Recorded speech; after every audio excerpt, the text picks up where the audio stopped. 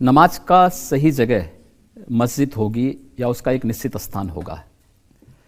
मुझे आश्चर्य होता है कि आज वे किसी पार्क में जाकर के नमाज पढ़ेंगे, कल हिंदू भी किसी चौराहे पर खड़े होकर के हनुमान चालीसा का पाठ करने लग जाएगा।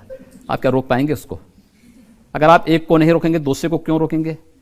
इसलिए एक व्यवस्था बनाई गई है कि जहाँ जिसके लिए जो जगह होगी वहीं पर वह करेगा। अपनी उपासना या अपने किसी भी इस प्रकार के मजहबी कर्म को या उपासना के कार्य को मुझे लगता है वहीं पर उसको संपादित करना चाहिए जहाँ उसके लिए स्थल निश्चित होगा। हर चौराहे पर नहीं, हर पार्क में नहीं, सार्वजनिक स्थल पर नहीं। नहीं तो एक सामान्य उसमें अन्य लोगों की एक व्यवस्थाएं बाधित होती हैं। और फिर उपासना विधि के बारे में मुझसे ज्यादा कौन जान सकता है? भाई मेरी आस्था है, मैं इसके बारे में उस क्षेत्र का व्यक्ति हूं। मैं मानता हूं कि व्यक्ति की उपासना का क्या अर्थ होता है, ये हर जगह इस प्रकार की इजाजत। तो इस तरह की जो पब्लिक प्लेसेस में जो रोक है वो सिर्फ मुसलमानों पर है या सभी पे समान रूप से? ऐसा नहीं कि यहाँ पे केवल नमाज के लिए वो किया गया होगा, अन्य कार्यों के लिए भी रोका गया है। जैसे आपने स्लॉटर हाउसेस बंद करवा दिए, नतीजा ये है कि आज उत्तर प्रदेश में लावारिस गायें गली गली में घूम रही हैं। देखिए, हम लोगों ने प्रदेश के अंदर निराश्रित गोवंश के लिए भी अपनी व्यवस्था की है। इलीगल स्लॉटर हाउसेस हमने बंद कराए और पूरी तरह बंद करवाए हैं, इसलिए कि ज्यादातर मुसलमान उनको चलाते थे। ऐसा नहीं है। देखिए, ये चलाने वाला ना चलाने वाला नहीं, लेकिन जो इलीगल है वो इलीगल है। एनजीटी बार बार इस बात को कहता था, सुप्रीम कोर्ट ने भी इस बारे में कुछ गाइडलाइन जारी की थी, उसको फॉलो नहीं किया जाता था। हम लोग आए, हम लोगों ने लागू कराया। लेकिन यह सच है कि एक बड़ी मात्रा में निराश्रित गोवंश सड़कों पर आया। हमने इसके लिए भी कार्य प्रारंभ किया है।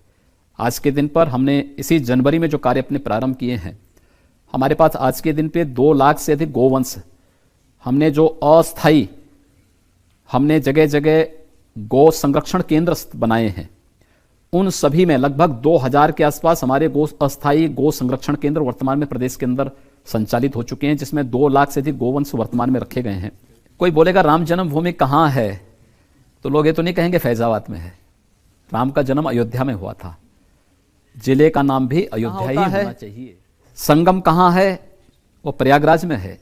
तो स्वाभाविक रूप से जनपद का नाम इलाहाबाद नहीं बल्कि प्रयागराज होना चाहिए, और हमने वही किया है। उसका पौराणिक पहचान दी है, कोई नाम हटाया नहीं। जो नाम पहले था और जो उसकी पहचान थी, उस पहचान को पुनर्स्थापित किया है, किसी का नाम बदला नहीं। अब देखिए सोशल मीडिया में क्या चल रहा है, ऐसे उन्होंने तस्वीरें छापी हैं, आपको आमिर खान का फोन आता है, आप कहते हैं अब तुम्हारा नाम कल से अमर खन्ना होगा।